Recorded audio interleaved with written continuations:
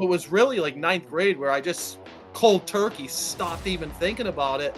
Where I think if I had continued to pursue the passion, I'd probably be somewhere different right now. And I have a whole 6-minute video clip of getting in the ring with Cody myself. He pulled me aside after. He was like, dude, stick with it. You're better than you think you are.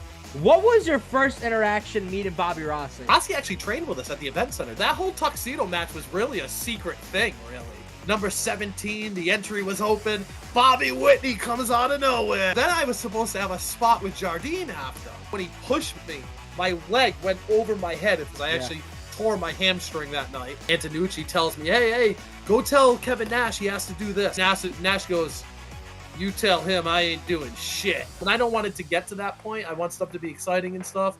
And maybe, hey, maybe you won't see Bobby Whitney in 2025.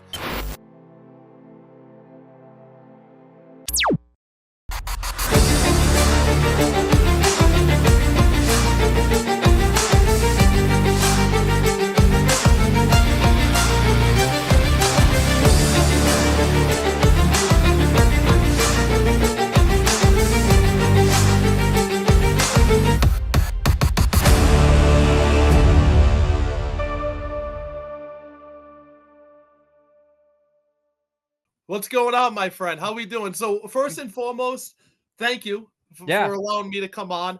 Like I told you, I was like, I don't know how interesting I'm going to be, but I feel like everybody in the industry definitely has a story to tell.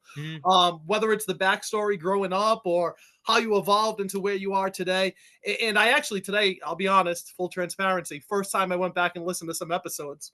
But it's also like, you hear a common theme throughout everyone's story, and it's how they were brought into the world of wrestling and how their upbringing was. So I think we're going to have fun today, brother. I'm ready to dive into it. Let's rock and roll. Yeah, well, I give you credit. Now, Teddy Goods is one of these guys that was an advocate for my podcast. He will only listen if his name is brought up.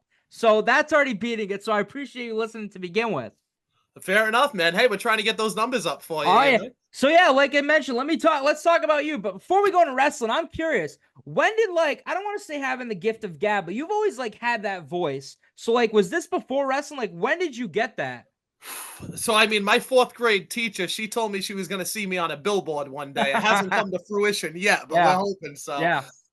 So I mean, really, I think you may have seen the picture. Actually, I've posted it on Facebook before. There's a picture of me, probably Christmas 1987, 3 years old, Bobby Whitney, standing in the middle of a wrestling ring with a microphone. You know. Yeah. So I mean, I think everybody's aspiration when they want to break into the industry, especially at such a young age, you want to be a wrestler, you know. But I've always wanted to be.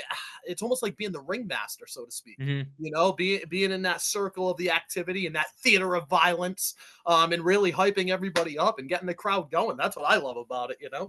So you've been hyping people up since 3 years old, but when did you first lay eyes on wrestling? What was that introduction for you?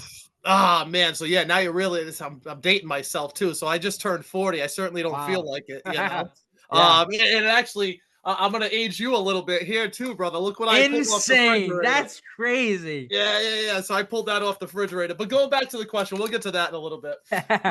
Going back to the question, really, when I was introduced, I mean, my earliest memories of wrestling probably go back to 4 or 5 years old. There's 2 instances that I vividly remember.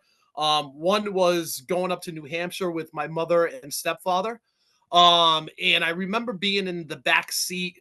Again, 4 or 5 hour drive up to the White Mountains. And I had this little handheld television back in the day. You probably don't remember those. You had an antenna and all that stuff. I hate myself. But I was able to tune in. I was looking for a cartoon, something like that. And I caught a station. Honestly, I'm not even sure what it was. It might have been All American Wrestling or something, the old WWF tapes, whatever. But I remember vividly this one guy, big burly hair, mean face. He was eating a chicken carcass. You know what I'm saying? And that was one of the Wild Samoans. Which one? I don't know. But I remember him also vividly getting a chair bashed over it. It was the old school wooden chairs. So you might have even seen this. The chair just bashed around, and he's walking around all crazy with the chair around his head. So again, that sticks with me, man. I was 4 years old in the back seat hiding under covers, man. I was scared crap, you know? Another thing I vividly remember, I mean, again, my family really watched wrestling together. Mhm. All my cousins, I got some older Wow. cousins, 5, Yeah. 10 years older. So it was really like a communal thing for the family. Mhm. So my first memory, again, being a pay-per-view, goes back to watching Zeus and the impression that he made on me, SummerSlam 89. Again, being an impressionable young kid, being 4, 5, 6 years old at the time, that was wild stuff, man. And I, Yeah. I remember I was laying on my stomach. I was just like this. My cousin was next to me. I remember it like it was yesterday. But again, going back to the family thing, I was raised by my mother and grandmother. Mhm. So I wasn't really a sports oriented kid, somewhat of the neighborhood outcast because they were all playing basketball, football, and I was inside and I was glued to that TV, man, watching wrestling, you know? So was growing up was like Zeus your guy or like who was your guy growing Oh up? God, no! I was scared crap of that guy. So I mean, growing up, of course, it was Hogan, man. Yeah. Again, I was born 1984, so you're talking 5, 6 years old. That's putting us at 89, 90. So Mhm. Hogan, Warrior. The one guy I was really into, and it was for a certain specific period of time, was Jake the Snake Roberts, man. Yeah. Um, so I mean, you do what I do. We're on the mic. I think I have a little more to offer than just what I do in terms of talking to the talent backstage, and even John Steele, for instance. I'll bring him up. You know how he is sometimes in his promos, a little too low on the volume, but he can also use that to his advantage, and I think that's what Jake did sometimes. Yeah. Because again, people have said it before. I'm not the first one. It draws you in. So I remember being drawn into that. It was WrestleMania. When did he face Taker? That was early on. I think it I was don't remember. WrestleMania 8, Yeah, 8 Indianapolis. or 9. Yeah, so we'll get to WrestleMania 9 Yeah. in a minute. Oh, So yeah. Indianapolis, yeah, it was Indy. So it was Yeah. WrestleMania 8, and that's when he was doing this whole trust me thing. Mhm. So trust me. Yeah. Trust. But I had 8 years old, man, my birthday party. I ripped out a shirt my aunt made me at a t-shirt store. It said "Trust me" on it. I was Wow. I was so freaking happy with that t-shirt, Yeah. man, you know. So Yeah, and then to go with that, when we talk about early wrestling now, I used to think it was the corniest thing, but I used to always hear stories about my dad and my uncle being wrestlers, and you were one of the first people that noticed that we started going to shows. So you used to grow up, you watched, like you said, the Wild Samoans and Zeus, but then you see public access happen. oh man, so what was it? Power League Wrestling, I believe it was, They were for PLW? NEWA and RIWA. Okay, so again, this is when I'm 10, 11, 12 Yeah, years old, man. I'm seeing this wild stuff after school when I get home. I'm staying up late on the weekends, 11 yeah, o'clock, midnight, it's coming on. And I'm like, where are they doing this? You know? So again, I grew up with my mother and my grandmother, so it's not like they were taking me to shows, and I didn't really, I lacked that father in my father figure in my life. mhm, So again, they weren't really going out and bringing me to the shows and doing the sporting events, stuff like that. So there was a period in life where again, I was fixated on that TV. I wanted to know how to get there, where it could be done. So that's when, hey, the Sherman School Wrestling Alliance let's talk started. about it. Hold on, I want to bring up WrestleMania 9 before I forget Perfect. that. So again, I was listening to Tony P earlier. Yeah. Okay. Tony P mentioned WrestleMania 9 as being the first WrestleMania he can remember, but he said it was Mhm. probably the worst. So, Tony, number one, you are incorrect. Okay. It's in the top 3. I hope he's going to be listening. Oh, I'll send it to him. Please, please. And the reason why I think it falls in probably the top 3 is simply because of this man right here. Amazing. Bobby Oh, the Brain Heenan, baby. Do you remember when he came out on the camel and he was falling off? He was yeah. backwards. That was a great opening segment, brother, you know? Mhm. Wrestling, I feel like just like you mentioned, like little things like when Jake faced Taker, it's just I don't know. The connection I don't feel like is there the same. But tell me about it. That is like, is that your Mania, your favorite one, or like top 3, or what would you So say? I do like WrestleMania 8 because I liked Jake and Taker. I loved Savage at the time. So Savage and Flair, having Flair in the WWF. Because when I was younger, I mean, my family, like going back to again, my family watching wrestling, Mhm. it wasn't WWF. My family at the time was watching AWA, was watching NWA, was watching WCW.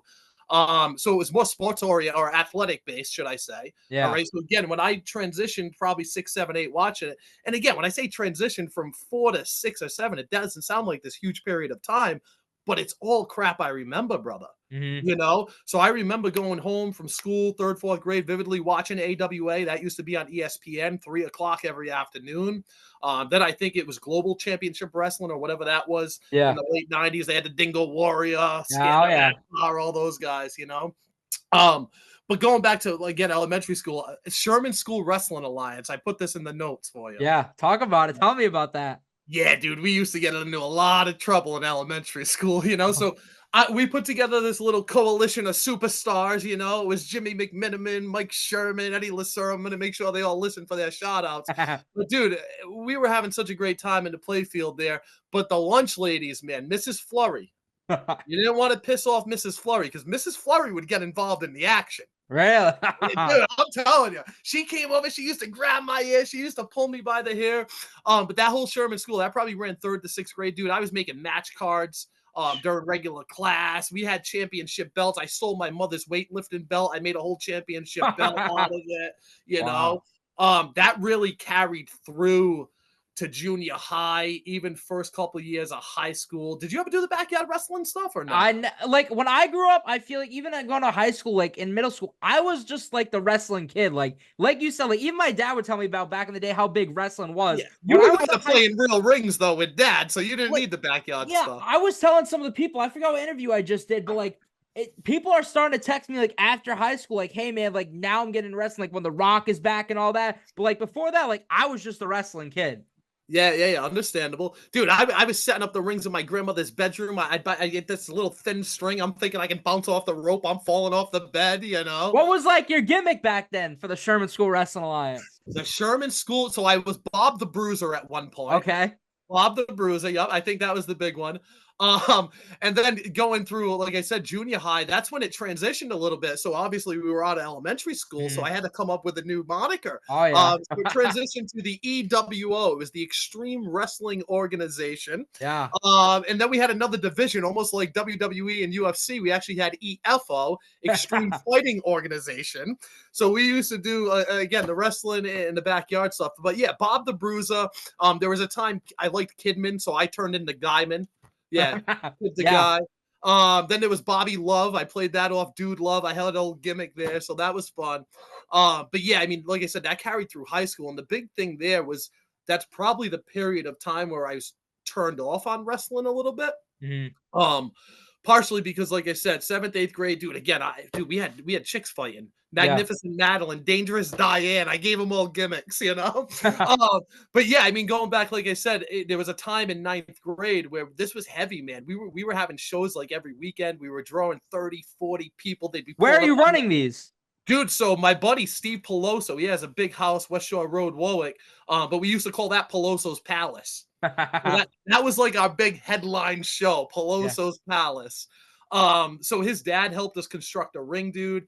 Wow. He actually, his dad had a boat, so we had a boat shed.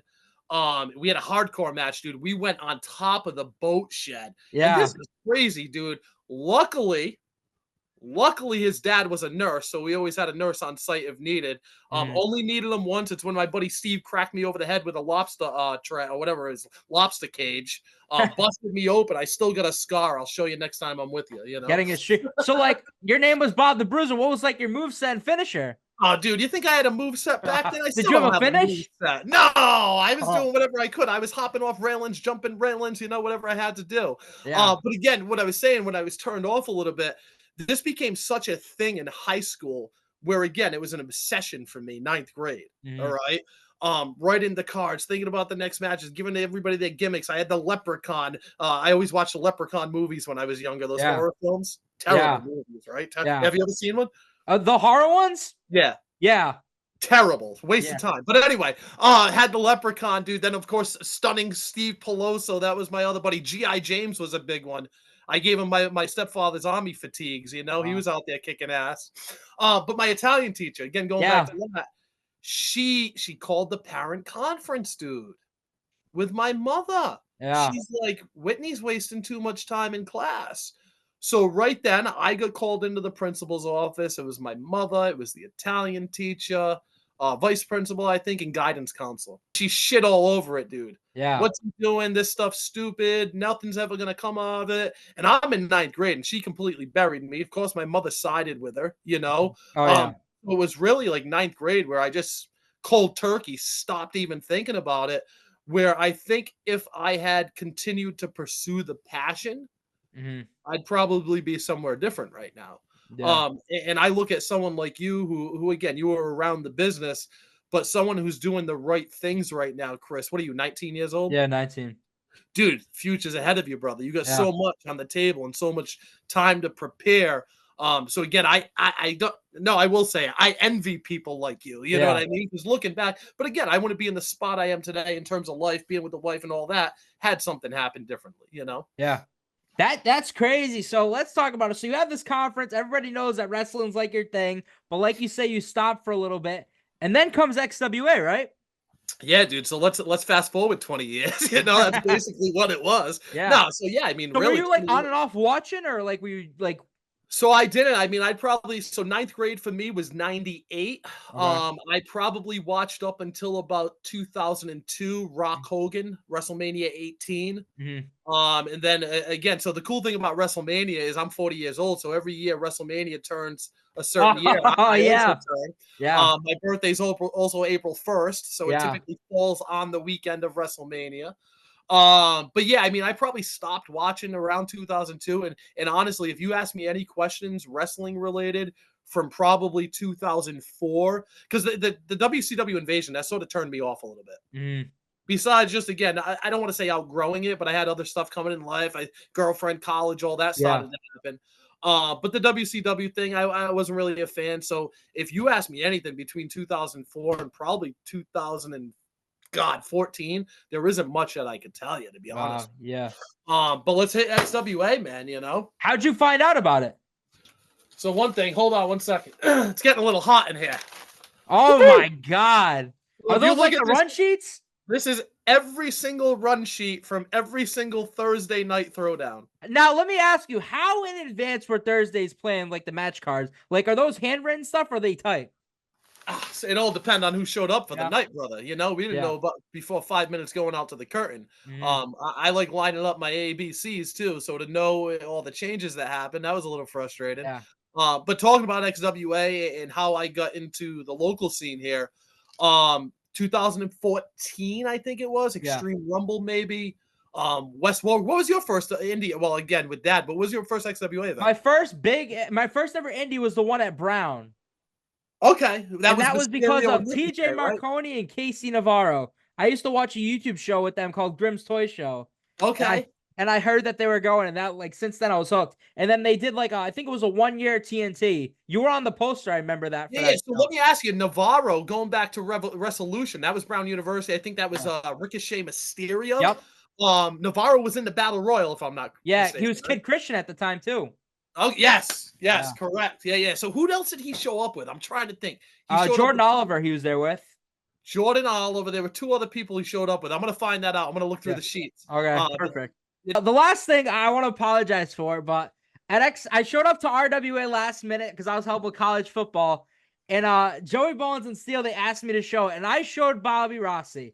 When Bones came out and they were both in the ring, I legit had goosebumps because XWA, we got to see those guys like grow up basically. Of course, and Bones and Steele, they're probably 2 of my favorite people. Yeah. Again, just going to XWA and the people that work there with us, Bones and Steele, again, probably my top 2. Just humble guys, sincere.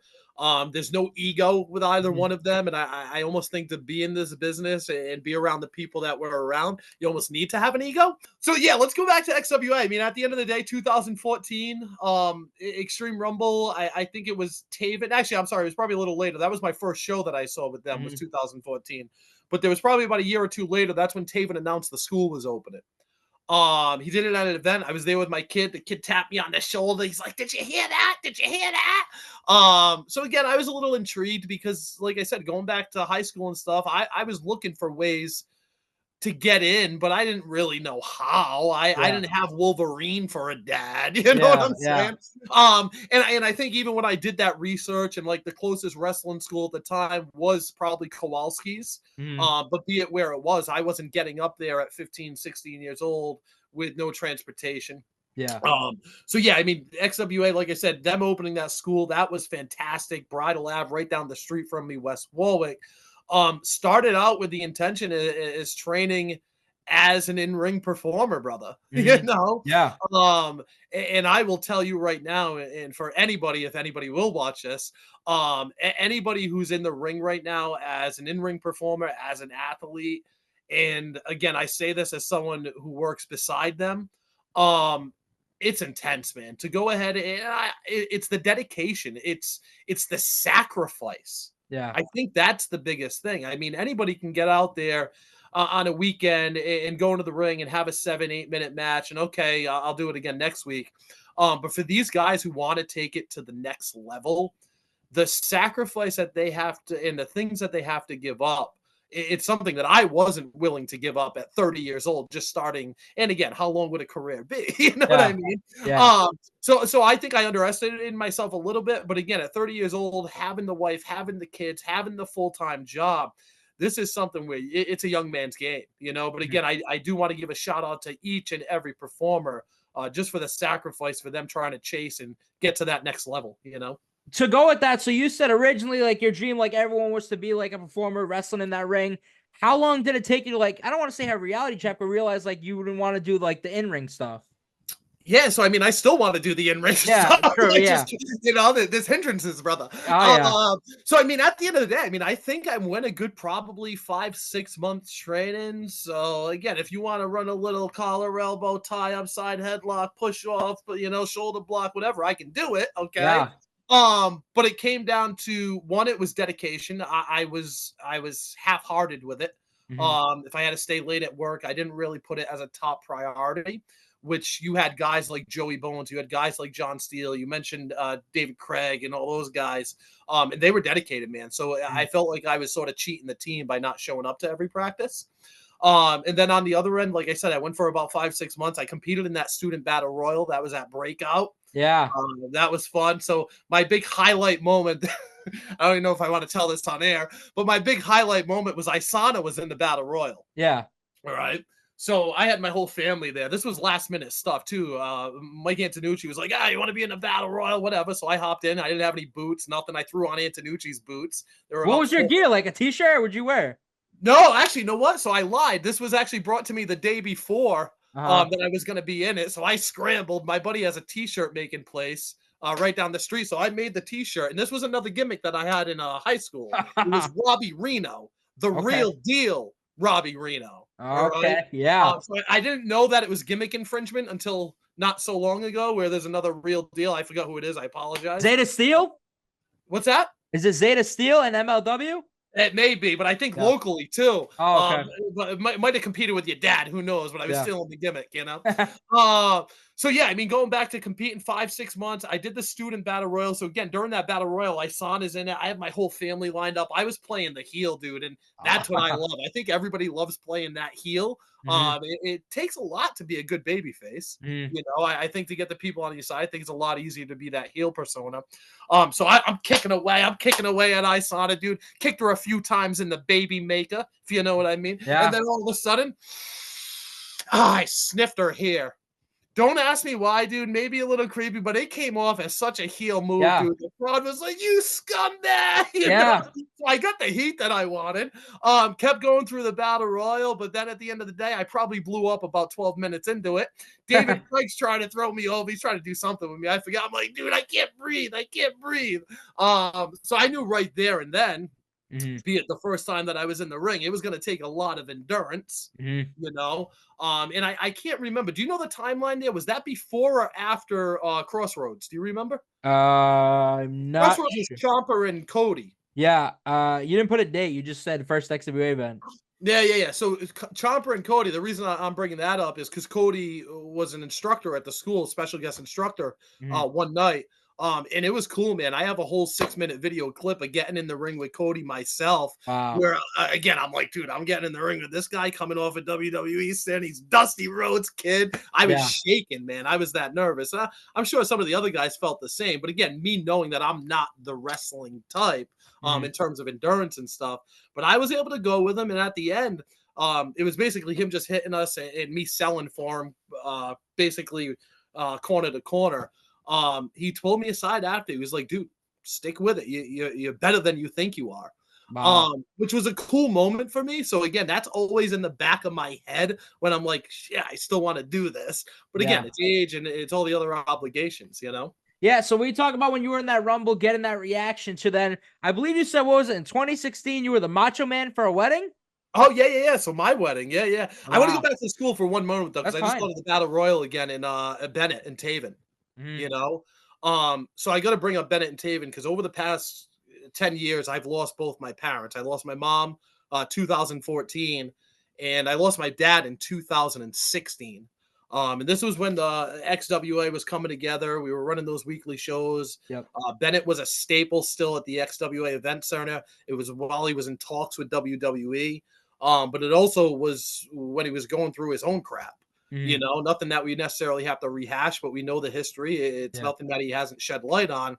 But again, going back to my father passing, the day he passed, the following day was Throwdown. Antonucci threw a nice tribute up. But then again, Bennett, man, he pulled me aside. He had a really good conversation with me just about how we're family now. If you ever needed anything, again, something that just still sticks with me because that really goes to show his teaching ability Yeah. and that relationship that he wants to form with the students because he didn't really know me from a hole in the wall. But hey, now we're family because we have this one common thing. Yeah. And the one thing again that resonates with me, and I literally I could read the text. I want it's a personal thing. It's literally probably a 4-page text from him, but I didn't realize how much stuff he was going through at the time. Right. Yeah. So to know that he had that compassion and that empathy for me while he was going through his own stuff, that speaks volumes for Mike Bennett. So again, I just wanted to bring that up Yeah. because he's one of the guys that I met through wrestling that I look up to in that sense of just being a real humble dude. Yeah. And to go with that, when you were at XWA training, like whether it was Taven, Bennett, whoever, what do you think was like the biggest maybe lesson or thing you learned from them when you were training there?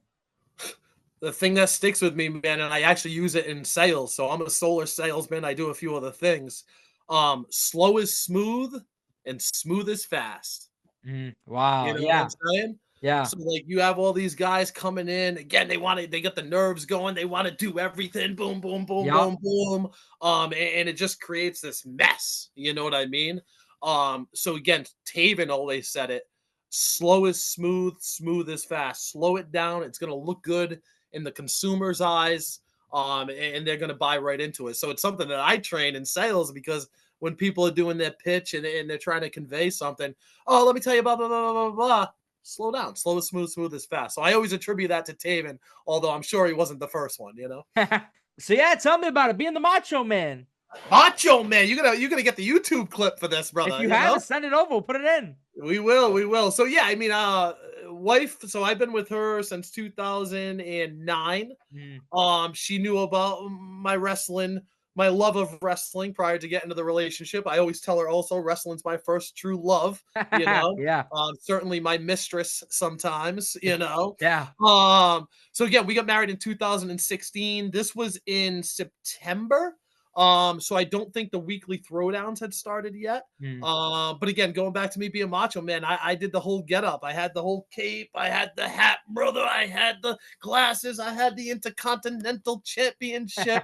And it's on YouTube. You can check it out. Oh, I know one of the videos has over 15,000 views right now. Yeah, not to brag. That's awesome. Yeah, pretty bad. Probably one of the best ones I've seen so far. My wife was totally opposed to it, but she Yeah. said, "Hey, if you're gonna go out first, and I don't have to see it, you can do whatever you gotta do." Yeah. But dude, that just goes back to me when I was young. I've always been dressing up as characters in sports entertainers, if you want to say it. So when we talk about XWA, something I'm curious for your perspective, what was your first interaction meeting Bobby Rossi? Oh, Bobby Rossi, I got so much to say about this Oh, guy let's right talk. now. He talked about you. Let's hear it. No. So me and Rossi again. I mean, I like to think we're pretty tight. I mean, we don't hang out so much outside of the wrestling world. But I feel as if I needed something, I could definitely call him, and vice Nice. versa. I hope he feels the same. So I mean, Rossi actually trained with us at the event center. Did you know that? Yeah, for a little bit, right? Yeah, probably about a week. So I just remember me and him. We were doing some type of drill, throwing forearms. I think it was practicing our forearms. Yeah. Dude. I don't think he knew it was supposed to be a work. He laid into me so freaking hard. Yeah. All right. Even Taven goes, "Whoa, dude!" He jumps up. And I was like, dude, I want to knock this motherfucker out. So I think it was like after that practice, I don't know where he went. I only remember a couple of practices with him being there. But dude, that one shot, I still haven't got him back for that. And I know the boys are stiff in the ring, but dude, this was practice. It was like our third week, man. You know Wow. what I'm saying? Go ahead, brother. So I was gonna say, to go at that, you never got your back when you. What kind of match did you have? The tuxedo match? You never got your back to him? So not necessarily. So that whole tuxedo match was really a secret thing, really. Yeah. I don't know if you knew that, but Antonucci, we pitched it to him a few times. Mike Antonucci, XWA. Bobby and I worked together basically every Thursday night throwdown. Again, me having a little bit of an itch to get in the ring. I thought it would be entertaining. I always remember watching, what was it, Paulie Dangerously and Jim Cornette having their tuxedo matches. Yeah. So I thought it was something we could get over at XWA, especially with the fan base buying into Rossi and I. I think they liked us as in the role that we were. But again, Antonucci shot it down 3-4 times. So brought it over to T. Didn't mention it to Antonucci. Caught a lot of heat after from him and Perez too, Jose there. But yeah, we had the tuxedo match, and it's like lost footage right now. You can only find it in a secret group if you're with the RWA. Oh, I think I was the one that sent that to you. Were you? Yeah, maybe so. So it's out there, but I mean that was really fun, man. And I think we set it up well. We set it up where, again, I wanted to come in as the new announcer for the RWA. Bobby was representing them. I played it up like, hey, we're on a grander scale than you guys. Thursday night throwdown's a cool thing. Where if you look at it now, is XWA, and you see how great RWA is doing. That's a different story. But again, we built that up really well. I think we had the backing of the fans during the match. They certainly bought into it. I got a great amount of heat during that match. And then also, I think just the way the match itself played out, if you look at that match from opening bell to finish, it tells a real story, dude. Yeah, I remember. Those are the Who Are You People shows or whatever they call them. Yeah, I think they only had a couple of them, but they were fun. I think, what was it? Sean Leader was dressed up as the dude from Jurassic Park and stuff. Yeah. But again, just a couple of the spots there. Now, I love the powder spot. I don't know if you remember that. I pulled the powder out of the jacket. I threw that at Rossi. That was awesome. And if you look at some of the footage with the reversal, him throwing me into the barricade. So we tried to make it look real too, man. I'm all about making it look real. And again, we're pulling down the curtain a little bit, you know what I mean? But it is what it is. We all know what it is. But there has to be some realism to it. So when you and I are sitting at a commentary booth and we're watching these matches, you can be emotionally invested to the max. But on the other end, and I think you probably felt it, there's some matches where it's like, I can't put my all if the guys aren't putting their all. 100%. Yeah, absolutely. And I think Tomas, going back to BMT, we'll call him BMT here. BMT made a good point in one of the group chats that we're in. I don't know if you saw that, but you have to act like every day is your last, and there's someone else in line looking to take your spot. And I mean, again, if you want to be a weekend warrior, this is what you want to do for fun. That's great. Yeah. But don't play like, oh, I'm the best guy out here, and want to be that main eventer if that's not what you're chasing. You know, I don't know if that makes too much sense, but in my mind, it does. Yeah. So let me ask you. So I forgot to ask. So you go from having a battle royal, you do a few spots, you realize you're not going to really, with your age, your wife, your kids, you're not going to dedicate to being a wrestler. Whose idea was it for you to be a ring announcer and start getting involved that way? So I think it was during these practices at Throwdown where it really evolved. Yeah.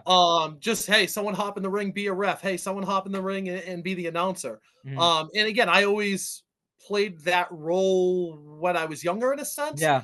Where if we were playing the baseball out with the neighborhood kids, I was always the referee or I was the guy calling home run. You know what I mean? Yeah. I wasn't actually involved in the competition. Just like me. I was the same way.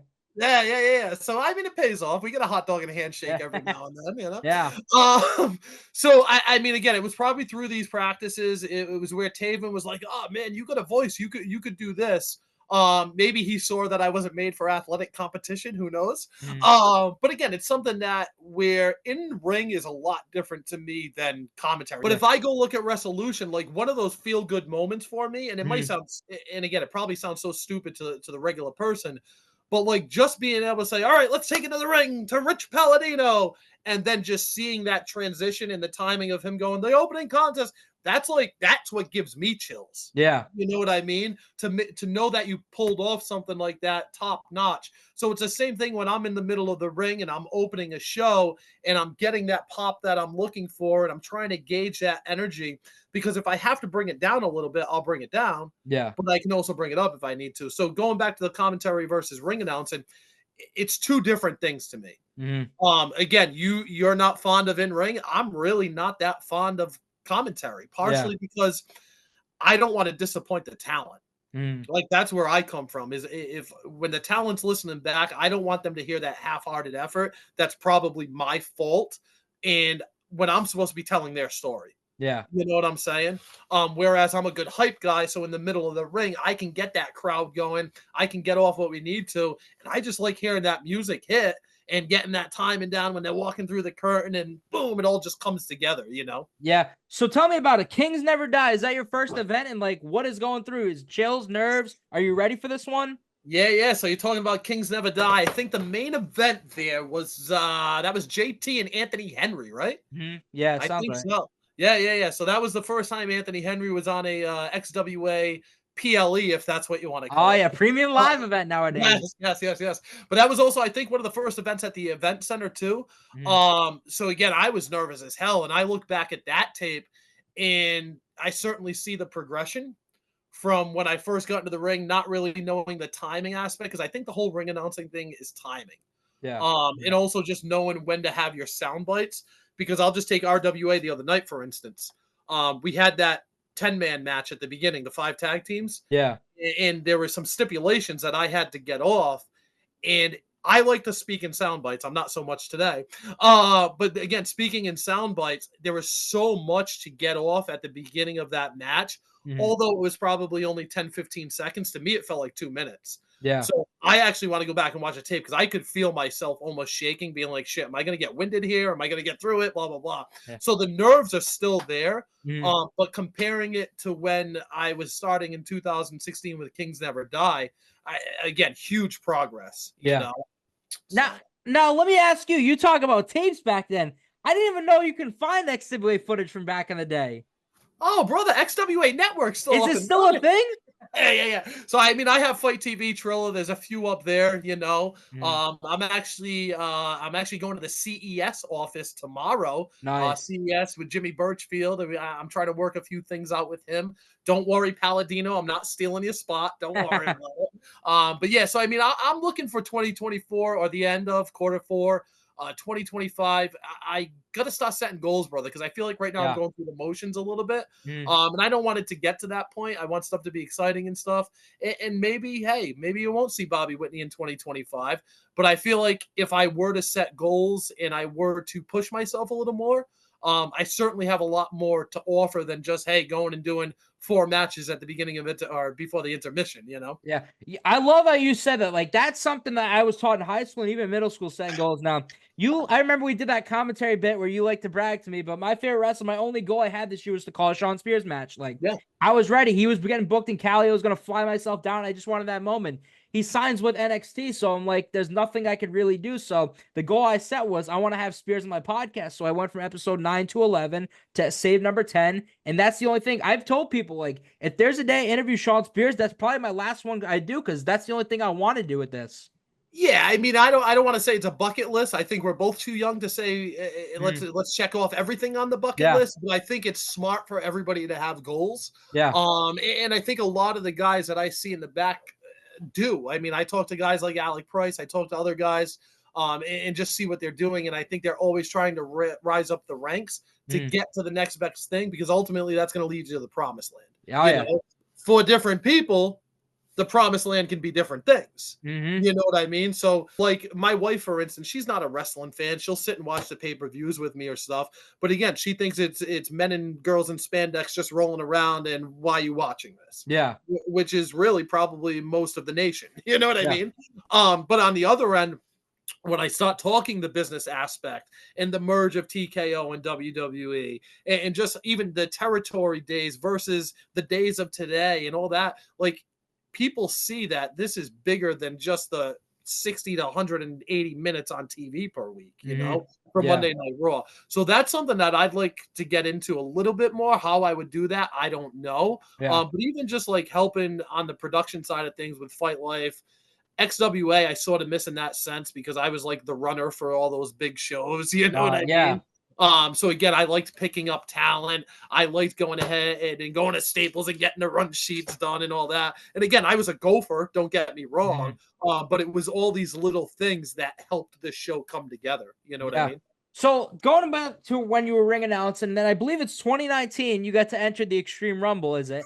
Now, Woo! I forgot tell all about that, baby. so tell me about that. Like, obviously, you're ring announcing after all these years, but to have that moment again to get in the ring, that must have Yeah. felt good. So these are little standout moments, and I say I forgot about it, but I didn't. I show everybody. Yeah. So yeah, I mean, 2019, I was just given the opportunity, and I almost, I think I gotta thank JT Dunn on this, because for whatever reason, JT was always willing to put me in something. In Nice. some type of segment with him, and for that to happen when I didn't really know JT too well, it was pretty cool and Mhm. helped fulfill my dream a little bit, you know. Nice. So yeah, I think he was facing. Oh no, so we're talking about Rumble. So the Rumble, this was leading Rich Bass. Yes, that's Yeah. what it was. So Bass would always steal my microphone. He was representing Trigger and Casanova at the time, right? Yeah.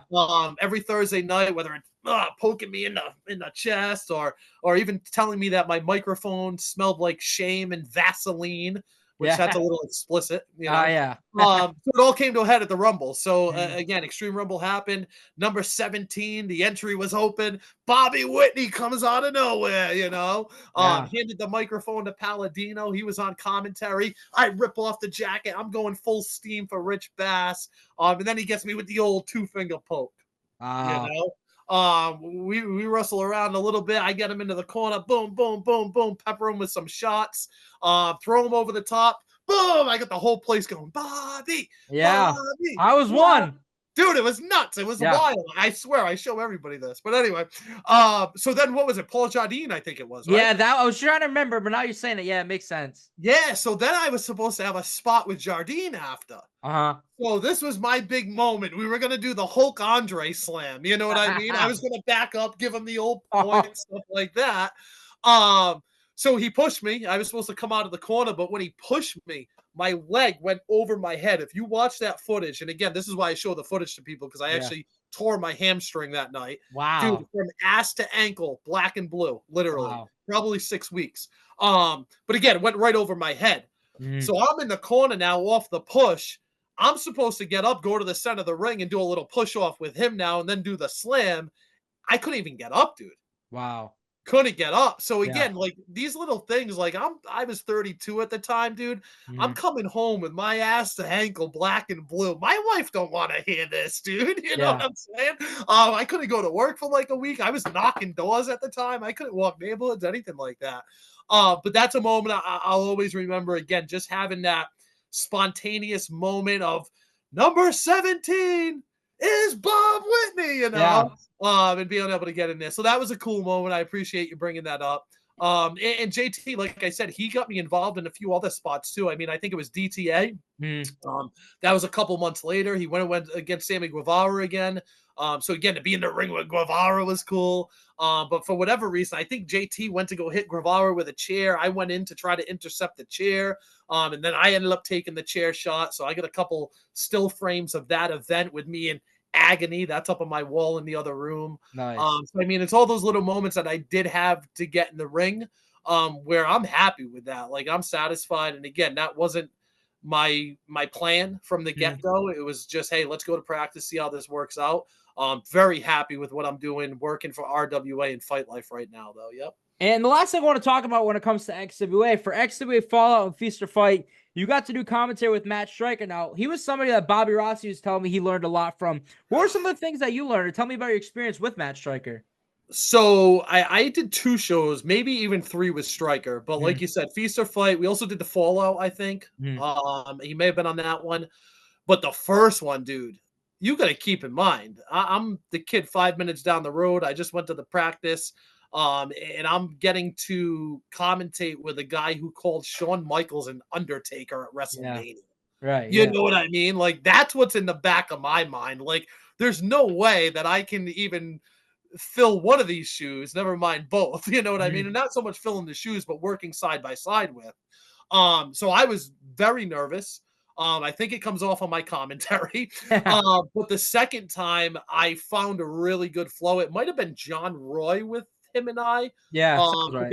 There were definitely two instances where I commentated because I just remember that first time being absolutely terrible. That second time, me really stepping up to the occasion. And I remember even Stryker saying something after the event, well, like, wow, compared to the last event, that was kick ass. But again, just going back and finalizing up and wrapping up on XWA. I mean, I look back at some of the names too that I got to meet that were really, really heroes in my eyes back when I was in 4th, 5th, 6th grade. I mean, I'm talking Kevin Nash. I always loved Big Daddy Cool Diesel. So he was at the XWA. That was for Lockdown. Funny story about him. Antonucci tells me, hey, go tell Kevin Nash he has to do this, blah, blah, blah, whatever it was, A, B, and C. So I go, Mr. Nash, how you doing? Real play. I think he had a little buzz on. That was also before he got the knee surgery done. Yeah. I go up. I'm like, hey, all you got to do is throw the referee into the cage. I think that was Hanson and who else was it? Do you remember? Oh, I remember Hanson. I was just going to say him. I couldn't remember that. Hanson threw someone through the cage. Yeah. I think that's when the cage went down, right? Yeah. But again, going back to Nash, Nash goes, you tell him I ain't doing shit. What do you say to that? When you got 7-foot Kevin Nash, you're trying to tell him to do something, and he goes, nope, I'm not doing it. So that was cool. Again, just little moments like that. Like, again, stupid stuff, but to 10-year-old Bobby Whitney, that's like monumental. You know what I mean? Nitro was cool. Johnny Morrison, he cut a promo right off coming off the match. Who did he fight? JT at Resolution? Yeah, JT. Yeah. So, oh no, it was he came back though, right? Rob Van Dam, he did.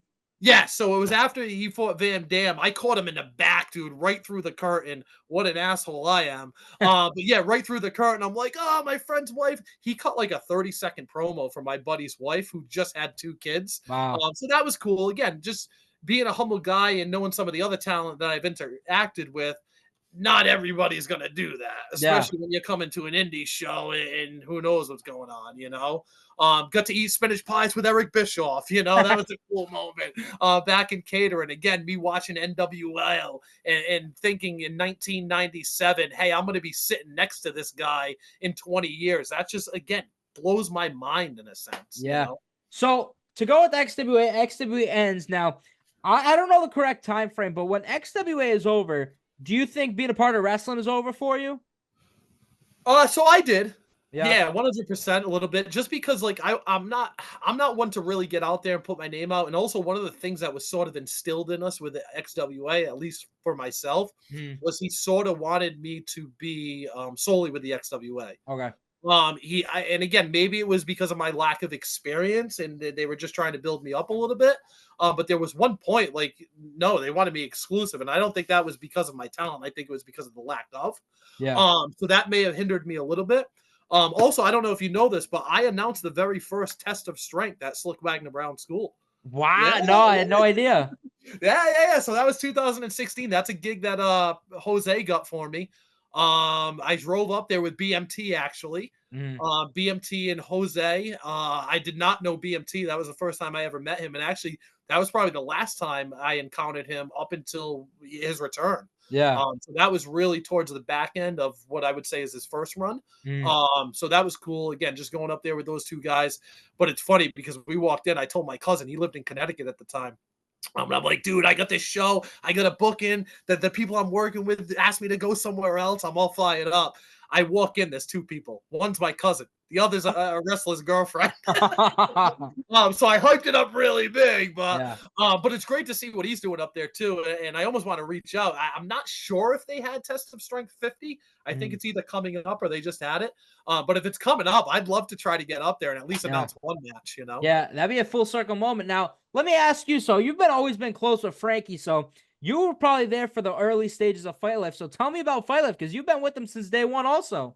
Yeah, so I mean, first and foremost, definitely want to thank Frankie for the opportunity he's given me. Because if it wasn't for Fight Life, I probably would have been out. Granted, T was giving me a few opportunities here and there. That's now evolved into a better relationship, more long-term, hopefully. But yeah, thank you to Frankie for the opportunity. I love Fight Life. I think it's a little bit of a different feel Number one, I try. That's one thing too. Is promotion of promotion. There's a different feel, and I think you would agree with me on that. Yeah. And to me, and I'm going to ask you this question: do you find yourself trying to fit that promotion, or are you the same across the board? I feel like nowadays, especially, it stinks, but like there aren't many commentators out there. So I feel like for me, it's been me because recently a lot of these shows, it's just been like, like Fight Life, Live Pro. It's just like, all right, I just call different wrestlers out the whole time. So I'm still trying to paint the picture and like fit to that promotion. But I feel like like now I'm just getting like more. One thing I need to work on is I'm hyper all the time. I Yeah. start the matches at 100 and I end like 150. I need to start like a 50 and make it, but I feel like it I depends. would agree But with yeah. that a little bit. You know what I mean? Yeah. But that's just the excitement, toning it down a little bit. So that's something to worry about. And my thing, when I talk about it, it's more like the voice inflection and the cadence and getting that growl out a little bit. Ladies and so and again toning it down. So Fight Life, I try to be a little over the ladies and gentlemen, this is Fight Life. Yeah. Versus where RWA, I'll try to tone it down and go into my Howard Finkel mode. You know what I'm saying? So I think that can either benefit me in terms of, hey, again, fitting to that certain promotion, or it could be detrimental because I can't necessarily find my groove in who I'm authentic to. Does that make sense? Yeah. So Fight Life, you've been with since day one. How did you find out about Fight Life before? Did Frankie tell you? Or like, how did it happen? I'm fairly sure he just reached out. Hey, look, I'm looking to start this promotion. Awesome. Just want to do something different. The one thing that was appealing to me is sort of just informal, and it sort of had a little bit of an edge to it. You know what I mean? There was definitely some creative freedom. Hey, just go out, do what you have to do. Whereas again, going back to XWA, it was always, hey, this is what you need to do. Yeah. You know what I'm saying? And if there was a slip up or a mess up, I don't want to say I was reprimanded, but it was always, hey, why don't you do it this way? Yeah. Whereas if I'm going out with Frankie, yeah, he's going to critique me and stuff. He's the owner; he should critique me. But there's never any slap on the wrist, so to speak. You know? Yeah. So Fight Life's coming up this show, the Squared Circle Sands 3. When we record this, it's gonna already happen. But there's gonna be I forgot how he said it. There's a scramble match with the Call Your Shot Gauntlet at the end, or contract. Now, a few years ago, you got to call your shot and enter that battle royal. So was that a good feeling after all those years to get in the ring once again? I did it. Another full circle moment. So Yeah. again, going back to that student battle royal in 2016, Joey Bones was in it. All right. There's a good shot of me having Joey Bones over the ring rope and getting the eyes all raked and all that. So again, one of the things that we wanted to do was try to relive that moment. So yeah, I mean, going back to the Fight Life battle royal, call your shot. Again, another cool moment because Frankie's like, hey, I got an idea. Let's try this. I'm down for anything, brother. You know what I'm saying? Especially if I'm going to be in the spotlight. So yeah, being able to get everybody around the ring and me be the sole focus, and again, be able, I'm calling my shot, you know? And the one thing that everybody's chasing, I don't care who you are, especially be an in-ring talent, you're chasing that pop. Or you're chasing that heat, you know what I'm saying? Oh, yeah. So I feel as if I got that at least. And then me and Bones had our moment. We were able to relive that. Picture Dave got it set in stone. So yeah, I mean, that was a great moment, Fight Life there. And I mean, there's been a lot of great moments, not for me personally, but just Fight Life in whole. Masha Slamovich being the first Fight Life champion. We now got Richard Holiday as our Fight Life champion. These are some big names throughout the independent scene that are carrying the torch for us here in Fight Life. You know what I mean? So that was going to be my next thing. So far in your career, what have been to you your most memorable moments in wrestling? So it's family. Because again, why at the beginning, that's what got me into it. Taven announced it. My son tapped me on the shoulder and he's like, "Hey, do that, Dad." Yeah. You know what I'm saying? Yeah. So those early moments of XWA were pretty cool because every Thursday night, you know how sometimes those shows ran 10:30, 11 o'clock. Yeah. My kid was in 5th, 6th. Actually, no, he was probably younger, 3rd, 4th grade. He was coming to these shows with me. So for him to see that growing up, because he was just always proud. Hey, my dad's an announcer. He would always tell his friends stuff like that. I'm sure you did the same with Wolverine. Oh, yeah. You know, first, no. no. But again, pretty cool just to have that. So I mean, in terms of what wrestling has brought for me and done, it was cool having those moments for my son to look at me and be like, "Oh, that's cool what he's doing." In terms of in ring and stuff like that, You stole my moment the other day. I wanted to commentate that Bones and Steele match, but We should have kicked Bobby Rossi out.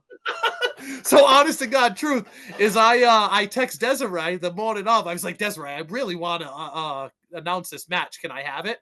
So she was a little hesitant, but she let me. I'm like, don't worry about it. You can announce it. I've announced it before. I'll just commentate on it. Yeah. And then you come over and you're like, hey, can I steal your thunder, you bastard?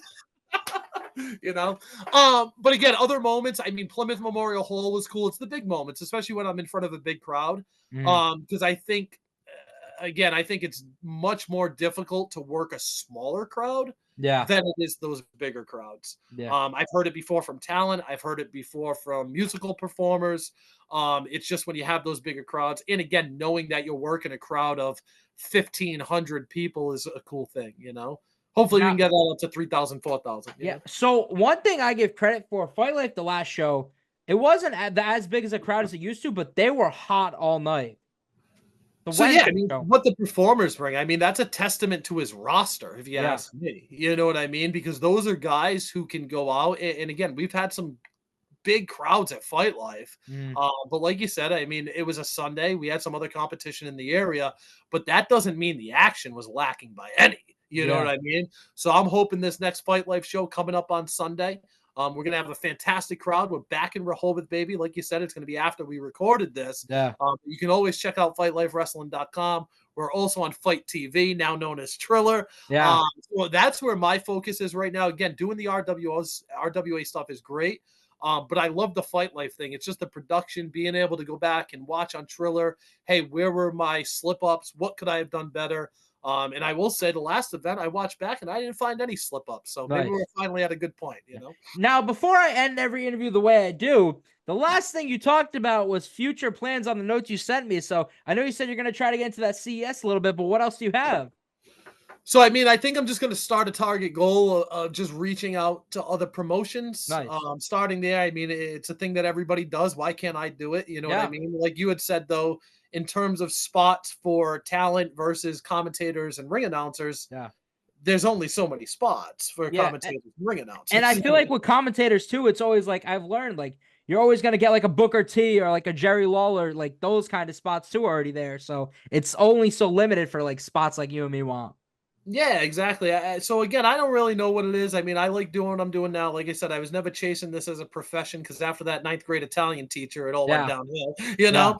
But again, I mean, I'm happy with what I'm doing. I want to keep working with the RWA. I love what they're doing. So again, just to touch upon RWA quick, I mean, them working with the Special Olympics, that's huge. You know what I mean? We've gained such a following through the Special Olympics, through word of mouth. I have to give credit to T Phoenix, with credit's due there, because again, 2016 when I first broke in versus what we're seeing in 2024 for the RWA. I mean, it's almost like it's two different promotions. You know? So yeah, to go with that, Bob Whitney, I've ended every interview the same. It's obviously not happening anytime soon, but the day Bob Whitney is deciding he's done, what do you want your legacy to be remembered for in pro wrestling? What do I want my legacy to be remembered for? So I think I don't want to say putting over the talent because that's your job. All right. Although I must. But it's really creating a fun atmosphere, man. Again, just being someone who was able to hype up that crowd, who was able to get people off their feet, who ultimately kicked off that show to where the talent could take it over and carry that momentum. Because I think that's a lot of what these shows, and you and I have talked about it really briefly, but there has to be a buildup during these shows. You know what I mean? So if I go out there and I give it my all, like sometimes you right off the bat, you know what I mean? No dig, you said it. But again, I mean, you can't let it all out there at the beginning. It has to be this gradual build, slow burn. So again, just someone who has the excitement and who brings it. And ultimately, I mean, I think that's a testament, or what is a testament to that is the two little girls who dressed up as me at the RWA the other night. And won the costume contest. Yes. Two girls dressing up like Bobby Whitney at the costume contest. Did you know about that or no? So I did not, but last year, keep in mind, I hosted the Halloween costume contest. This year I didn't, so it's a good thing I didn't because it would have been rigged. So I want to flip this. I know you want to try to wrap this up here. That's We're fine. good. But I want to ask you 2 or 3 questions. Is that cool? Can we leave the audience with that? Is that all right? All right, cool. So they're just going to be random questions. You know, it's like a fire here. One or two word answers is fine. Who was your favorite wrestler growing up? Who's your favorite wrestler now? Big time and indie. Well, growing up, it was always like obviously the same Mark, John Cena. But my two favorites like growing up were Justin Gabriel, PJ Black. I just thought it was insane when the Nexus invaded and you have this guy doing the flip. And nowadays, Sean Spears is my favorite wrestler of all time. I've told everyone. This is going to be a tough one for you. We'll wrap it up with this one. I don't want to give you too many. Ready for this one? Yeah. Who would win in a match, Wolverine or Alfredo? Well, what kind of match are we talking? What kind of match are we talking? Oh, man, I'll leave that up to the viewers to decide. Chris, man, I want to thank you, man. This has been fun. Hopefully you get a little bit of footage you can use and come together with a full show for us, you know? Yeah. Thank you, Bob Whitney, for everything. And full, like, before we end, I just want to thank you for everything. I told you, one of the coolest moments commentating was RWA, the first spectacle, when I'm in the middle of you and Bobby Rossi. Because I remember going to those shows, you guys would make the loop around the ring. I would sit next to the Rigby brothers, so I still play video games with every night. And after all these years to commentate shows with you and work on shows and even commentate like matches like Fight Life. We just did one match for one of the shows. But thank you for everything. It's been fun, man. So I like those one-offs, you and I, because again, I've talked to you about this stuff. Yeah. I'm not a huge commentary fan. Yeah. Because I just don't know where to fit that role sometimes, whether it's color or analyst, et cetera, et cetera. Yeah. But those one-offs that we've had, man, we did a great job on those. Yeah. So I like those. But it's been fun. Thank you, Bob Whitney, for doing this. And thank you, everybody, for watching this episode of Best for Biz. Now, before we do, I didn't answer the question. My favorite indie wrestler, he recently retired, but I already texted him that night. Teddy Goods. He's coming back in like 2 years. I'm calling my shot now. You're calling it here, guys. Coming back in 2 years. Teddy Goods. Thank you, everybody, for watching this episode. This was Best for Business.